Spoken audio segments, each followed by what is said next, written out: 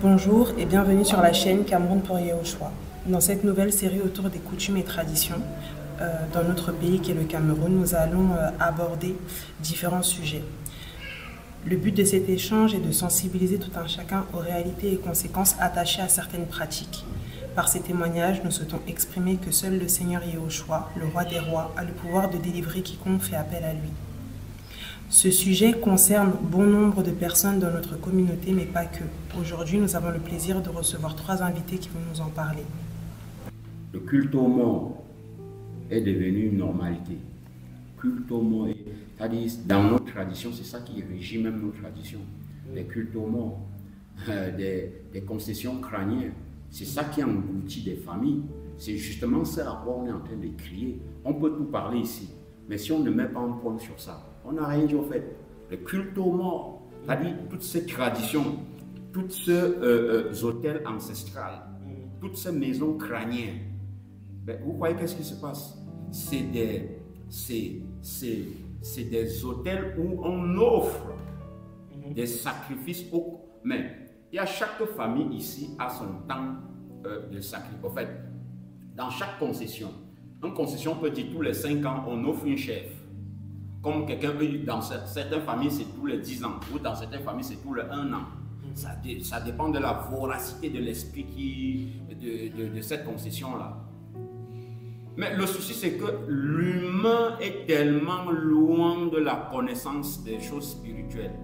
Et comme on est issu d'une concession, comme on disait ici, une concession, on parle de nos concessions, généralement dans des concessions des bamiliqués, une paire avait toujours généralement 2, 3, je ne vais pas exagérer, 2, 3, 4 femmes, pour ne pas dire plus. Et ça qui crée des concessions. Chez nous même, on était tellement nombreux. Maintenant, quand notre concession à nous, de chez mon père, grand-père, machin, ça fait peut-être un petit village. Il y a une grosse concession crânienne qui est là. C'est-à-dire le vrai culte aux morts est là. C'est-à-dire on doit, les ancêtres des ancêtres, les crânes sont enterrés là-dedans. C'est ça qu'on appelle la maison des crânes. La maison des crânes. La maison des crânes. Et c'est de là où tout part. Voici la sorcellerie familiale qui débute dans une concession. Parce que quand vous avez déjà une maison des crânes déjà érigée, c'est fini. Vous voulez quoi encore? Vous voulez quoi au fait? Vous voulez qu'on dise que quoi? Quand on doit venir offrir des sacrifices dans cette maison-là chaque fois, vous croyez qu'on est en train d'offrir quoi? C'est des humains chaque fois. Parce que ici, le Seigneur, un jour, le Seigneur nous a montré, pour symboliser la coutume bamileke. Et là, tu dis Seigneur. Le Seigneur parle, mais alors puissamment, pour ceux qui peuvent comprendre. Il a symbolisé notre coutume comme l'enclos d'une chèvre. Il dit que nous sommes comme des brebis dans des enclos. Voilà nos traditions. Voilà nos traditions. Voilà ce que nous faisons. C'est-à-dire, le propriétaire de la bergerie a ses brebis dans son enclos. Et que chaque fois qu'il désire, il peut venir dans l'enclos, il prend n'importe quelle brebis. Et quand on s'est réveillé, quand tu te réveilles de ça, tu dis, waouh, je comprends ce qui se passe dans nos concessions. Et c'est exactement ça. Parce que dans nos familles, qu'est-ce qui se passe? Nous mourons comme en fait, grands comme petits, vous mourrez. Parce que, mais sauf qu'on n'a pas là, on a une mémoire tellement courte. On oublie qu'on a sacrifié il n'y a pas longtemps. Quand on a dit, ok, dans l'unité, on va faire ce sacrifice-là. On a pilé une chèvre, tout le monde a mangé. La chèvre que vous avez pilée là, c'était quelqu'un. Mais comment on doit vous dire? Celui qui connaît, celui qui est dans la concession, qui connaît ces choses-là, il ne va pas venir te dire qu'on va offrir un membre de la famille. Non! Il faut que, ben non, on ne sait pas. Voilà le langage, on va non, le sait pas. On va offrir cet agneau. On prend, on pile, ceux qui sont issus, ça savent un peu comment ça se passe. Mais on ne mange pas, quand celui qui fait ça, il ne mange pas seul. Il convie toute la famille, les membres de la famille. Maintenant, si toi qui passes par là, on te donne aussi. Parce que c'est, voilà, on te donne, mais c'est d'abord les enfants de la famille. Parce que c'est ça, vous dites dans l'unanimité, nous acceptons. Voilà la sorcellerie familiale. Donc, nous disons oui quand on mange une personne. Voilà le langage spirituel. Maintenant, et la chèvre que vous tuez, c'est le symbole de l'humain.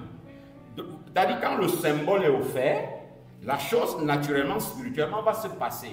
Maintenant, ça se passe maintenant comment? Aléatoire. Ça veut dire que des fois, vous faites le sacrifice aujourd'hui. Des fois, il y en a même qui sacrifient aujourd'hui, ils ne rentrent même pas jusqu'en ville. Il en route, boum, il y a un accident, il est mort. Pourtant, il sort comme ça, ils ont offert un sacrifice. Des fois, c'était imminent, l'esprit attendait ça imminemment, et dès que tu offres, il prend directement quelqu'un. Des fois, d'autres ne rentrent même pas. Mais des fois, quelques temps après, comme vous avez fini d'offrir ça, hop, quelques temps, une semaine, un mois, un an, boum, quelqu'un est mort. Peu importe, jeune, vieux, de la concession. C'est pour ça que vous voyez nos concessions aujourd'hui est en train de disparaître. Pourquoi? Parce que vous avez, voilà la tombe de terre, voilà la tombe de terre. Pourquoi? Parce que la maison crânienne engloutit tout. Parce qu'on dit où on va offrir à nos ancêtres. Comment on peut appeler, on peut aller sortir des crânes, on entasse dans une maison, on commence. Oui, il y a quelque chose qui se passe. Parce qu'en réalité, si on n'est pas dans ça, il faut faire ces nuances-là. Si tu n'as pas Machia, ne sors pas dans ça. Pratique-le bien. Je vais dire ça comme ça. Mais c'est Machia qui nous délivre de ça. Parce que si tu joues avec, c'est pour ça que tu peux aller partout. Et tu rentreras toujours là-bas. Parce que c'est ça qui t'a nourri, c'est ça qui t'a... Tu es passé par ça pour grandir. Ne va pas envie t'asseoir, tu dis que ça ne fait rien, je ne fais pas ça. Et que tu ne marches pas bien avec Machia. Que Yoshua, si tu n'as pas les deux pieds en Machia, ne joue pas avec ce genre de tradition. On va te tuer le jour même. Quand toi tu vas commencer à dire je ne fais pas. Parce que si on veut sortir des témoignages des personnes qui sont passées par là, avant de courir aller dans ces maisons-là, allumer le feu, eux-mêmes ils ont compris que la mort était derrière. Parce qu'ils sortent d'un accident, que la chose a failli mais quelque chose vient se poser là pour te dire que attention, on te dit d'aller allumer le feu au village. Et puis tu ne pars pas. Tu crois quoi? Le capot tourne comme ça vient, ça se pose sur ta gorge comme ça ne te tue pas. Autant celui qui est à côté, tu vois son état. Mais toi, ça te laisse pour t'avertir. Donc, on peut dire que quoi?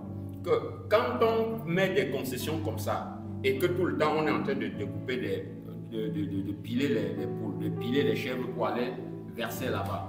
C'est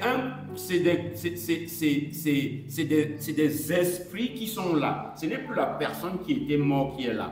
C'est ce que nous croyons. Parce que quand on parle des sacrificateurs, même du temple, parce qu'il faut comprendre que la culture bamileke, eux ils sont un peu dans l'alliance, l'ancienne alliance. La loi qui était plus étue que personne ne pouvait. Aujourd'hui, on ne vit plus selon cette loi-là. Les lois sacrificielles. On n'est plus dans ça. Mais eux, ils sont restés dans ça, ne comprenant même pas comment ça se passe. Parce que si aujourd'hui, étant fils de la concession, si je ne suis pas le successeur, moi je ne suis pas appelé à aller offrir un sacrifice dans une concession crânienne. Si je ne suis pas le successeur. Parce que si moi je vais offrir le sacrifice dans une maison crânienne, moi, si je ne suis pas le successeur, si je ne suis pas celui qui est comme le successeur du papa qui était là, c'est que je viens dire moi-même que je donne ma vie. Est-ce que tu comprends? Est-ce qu'on comprend ici? C'est que moi je me présente, c'est comme Aaron, personne ne pouvait aller au temple que entrer offrir un sacrifice. Quand tu entrais dans le temple pour offrir un sacrifice, si ce n'était pas le prêtre, le grand prêtre, tu mourrais. Aujourd'hui, même de nos concessions là, quand tu entres pour offrir un sacrifice, si ce n'est pas le responsable, le successeur de concession qui offre, ça veut dire que toi qui viens, tu donnes ta vie et tu vas mourir. Et ça c'est vérifiable. Je vais juste amener, je vais juste apporter vraiment quelque chose à ce que tu dis. La succession, c'est quelque chose qui est dangereux.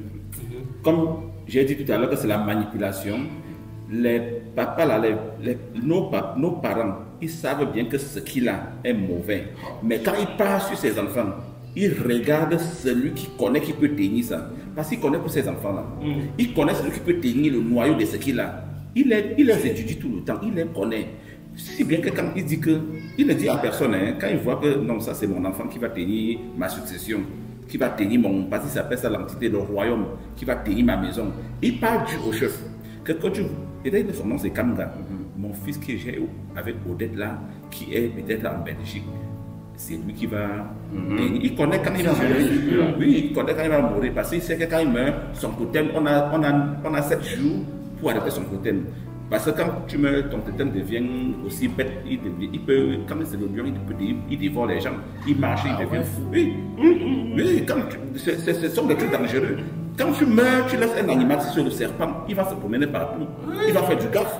Donc quand il meurt directement, ils savent quand il meurt, pas, on part directement au champ, commencer à le chercher. Il faut qu'on l'anéantisse pour l'arrêter, pour que les gens soient en paix. Donc c'est un truc qui est bizarre. Donc là où la succession se passe, ça se passe avec toi qui est le notable et le chef et les autres notables. Donc on a déjà dit que tu es là, tu ne connais rien. On a dit que si je meurs, c'est telle personne qui va succéder ma chaise. Dans le jour que peut-être tu meurs, on attend seulement que tous les enfants viennent. On pleure, on est en train de faire semblant de pleurer le deuil. C'est pour ça que quand vous voyez les mamans qui sont sages à leur enfant préféré, quand leur papa meurt, ils ne passent même pas au deuil. Donc ils attendent. Maintenant, ceux qui se prennent pour pouvoir rester sur la chaise là, que ce n'est pas à eux, comme le frère dit, il ne va pas faire 2 jours. Hein. Quand tu te mets déjà là, que c'est toi, tu as reçu. Parce que l'autre n'est pas venu, l'autre a pris par force, directement tu ne vas pas faire 2 jours. Parce qu'il a choisi ce qui va rester là-bas. Donc c'est la succès, c'est le désordre tout fait. Non, je voulais qu'on continue du coup sur les conséquences, parce que c'est vrai que qu'on continue, si on peut, tout à l'heure on a commencé par parler des conséquences. Oui, je parle donc là il y a la mort, enfin, tout à l'heure on a parlé de la mort, là on parle de la succession et du fait que si on n'est pas à notre place, bah, la mort survient quoi. Donc c'était juste pour continuer. C'est ce que j'ai dit, que si on n'est pas vraiment dans l'obéissance, c'est la mort qui suit. Ce sont les conséquences. Parce que quand on part à Banjul aujourd'hui, quand on part dans l'ouest aujourd'hui, si on reste seulement en route, quand on voit les corps, ils sont pauvres parce que l'argent qu'ils cherchent tous les semaines, ils sont au village pour enterrer. Donc comme on accouche, c'est comme ça qu'on enterre. Comme on accouche, c'est comme ça qu'on enterre. C'est vraiment un truc qui est clair et net. Parce que même aujourd'hui, nous on appelle tous les jours. Avant de rester comme ça, tel est mort, hein, tel est mort, tel est mort. Dans les villages, il n'y a plus de personnes. C'est la tradition qui est en train de tuer les gens. C'est ça qui tue. Depuis qu'on vit ici, peut-être tu ne peux pas comprendre que quelqu'un est mort. Si peut-être il y a des morts précoces, mais ce n'est pas exagéré. Ce sont les conséquences qu'on vit au quotidien au Cameroun. Si tu appelles quelqu'un maintenant, il va dire que tous les semaines, il est au village, pour les enterrements, tous les semaines. C'est les conséquences que tout ça endurcit. Mais beaucoup ne vont pas voir parce qu'on a bloqué leur tête. Ils vont dire que non, je vais succéder mon père, je vais aller au village, je vais faire le poids, je vais m'asseoir sur la chaise, je vais. Les conséquences de ça, c'est que c'est même, ça ne va pas durer. Ce sont des trucs qui ne durent pas. Soit on te prend, soit on prend ton enfant. Parce que tu as donné des sacrifices en récompense et tu as donné même tes enfants. Donc ils n'ont pas de sentiments. Parlant de la succession, ça ne se fait pas anodinement comme ça qu'on choisit un enfant parce qu'on a envie dans nos cœurs en fait. Par exemple, en pays Bamileke et dans tous les autres rites spirituels ténébreuses, pour choisir un successeur, il faut que ce soit un enfant qui est né du moment où vous êtes déjà initié. Parce que les enfants qui sont nés avant l'initiation de la sorcellerie, on ne le transmet pas, ils n'ont pas la sorcellerie déjà de base à la naissance. Parce qu'un choix initiatique, c'est déjà un enfant qui porte d'abord en lui quelque chose, déjà à la base, déjà à la naissance. Pour qu'on le rajoute et on le fait développer ce qu'il est né avec. Parce que beaucoup naissent, ils ont déjà des trucs qu'ils ne savent pas, qui ont été transmis naturellement. Parce que le parent qui au départ, il n'a pas d'abord fait cette pratique initiatique, il ne peut pas transmettre. C'est les enfants qui sont nés après, quand ce parent est déjà dans son monde mystique, dans l'alliance mystique, qui transmet en fait, qui choisit un successeur ou une successeur, ça dépend, ça peut être une fille. Parce que tout dépend du moment où l'enfant naît, parce qu'ils choisissent les enfants en fonction de la saison où l'enfant naît, de l'année que l'enfant est né. Parce que c'est un truc qui est programmé en fait. Ça ne se fait pas un choix comme ça avec le cœur. Et ceux qui viennent, ils se disent que c'est un jeu. S'ils ont essayé, ils vont laisser leur peau. Et puis ceux qui méritent, ou celles qui méritent ce siège, va prendre le siège plus tard. Pour relever encore une parenthèse sur ce que le frère vient de dire, le successeur, on ne peut pas se tromper d'un successeur parce que si tu prends la place qui ne t'appartient pas, tu meurs. Nuance avec ce que je dis, c'est pas n'importe qui va offrir un sacrifice dans la concession crânienne. C'est le responsable de la maison, hein, qui est le successeur que le père a nommé, qui est établi dans le, on appelle ça le Nzinzi. Voilà, celui qui succède le père. C'est lui qui est établi sur les enfants. C'est quand on dit c'est lui qui est désormais comme le père de la concession. Donc c'est lui qui a toute autorité pour aller dans la maison crânienne offrir les sacrifices. Maintenant, toi qui es un enfant de la concession, si tu n'as pas cette autorité-là, tu ne peux pas aller dans cette maison-là offrir un sacrifice. Moi, je parle en conséquence. Je sais un enfant qui est allé, parce qu'il est allé dans une concession, parce qu'il est allé au village poser la question à un successeur. Qu'est-ce que je peux apporter pour moi dans ces concessions-ci, vraiment favorable pour soutenir? Il a dit, va offrir une chèvre, va offrir un sacrifice dans cette maison-là-bas. Et cet enfant-là est allé offrir justement un sacrifice parce que il voulait aussi faire du bien aussi dans la concession. Jour pour jour, 1 an, il est mort. Pourquoi? Parce qu'il lui est ça a manqué d'intelligence, on ne va pas dire de sagesse, parce que la sagesse c'est Yoshua. L'intelligence. Parce qu'il ne comprend pas que, étant un simple, il n'avait pas la qualité d'aller dans ces concessions, dans cette maison-là, offrir un sacrifice. C'est le successeur qui est le responsable, qui va offrir au nom de tout le monde. Et c'est l'esprit qui choisit aléatoire, c'est l'esprit qui frappe qui veut. Parce que vous avez dit dans l'unanimité, vous offrez quelqu'un. Mais quand tu viens, offrir toi, tu dis tu viens en ton nom propre. C'est comme personne ne pouvait entrer ici, là, dans le lieu saint des saints pour offrir le sacrifice si ce n'était pas le grand prêtre. Quand ce n'était pas le grand prêtre, mais tu mourais, tu étais foudroyé tout de suite. C'est la même chose aujourd'hui dans toutes ces traditions-là. Et c'est ce qu'on comprenait quand le Seigneur nous enseignait de ça. Il est allé de par manque d'intelligence. Et c'est pour ça qu'on dit, c'est mon peuple périt par manque de connaissance. Le Seigneur, il a dit, toutes ces choses-là nous tuent pourquoi? Pourquoi toutes nos concessions, les gens meurent? Il a dit, va à l'ouest. Je suis désolé. Dans une concession, on est en train d'enterrer tous les jours. Tous les jours. Jeune. Il n'était même pas malade. Il se couchait, il est mort. Oui, on va dire, ok, les gens peuvent mourir. Mais non, il faut regarder avant ceci, ce qui a été fait. Vous avez sacrifié. Donc, le Seigneur nous montrait ici que nos traditions, là, c'est comme quelqu'un avec, c'est comme un enclos de bergerie avec les brebis à l'intérieur. Nous sommes comme ça dans nos traditions. Ça veut dire que le propriétaire reste volontairement, à un moment donné, il peut aller dans cette bergerie-là, il prend n'importe... Tu sais, quand tu as le poulailler, ils sont dans leur poulailler, hein. Jusqu'à un matin, tu te lèves, tu te redresses un peu comme ça, prenez-moi un poulet là. C'est la même chose. Voilà comment le Seigneur nous a montré ça. Donc, juste pour vous dire que l'amour n'est plus quelque chose d'étrange pour nos frères qui habitent au Cameroun. Nous bénissons le Seigneur Yehoshua qui nous a assistés tout au long de cette table ronde. À vous, chers auditeurs, si vous êtes intéressés pour partager votre témoignage sur le thème coutumes et traditions au Cameroun, vous pouvez nous contacter depuis le mail camerounpouryehoshua@gmail.com ou depuis le site internet Cameroun pour Yehoshua dans la rubrique Contact. Merci pour votre écoute et à très bientôt.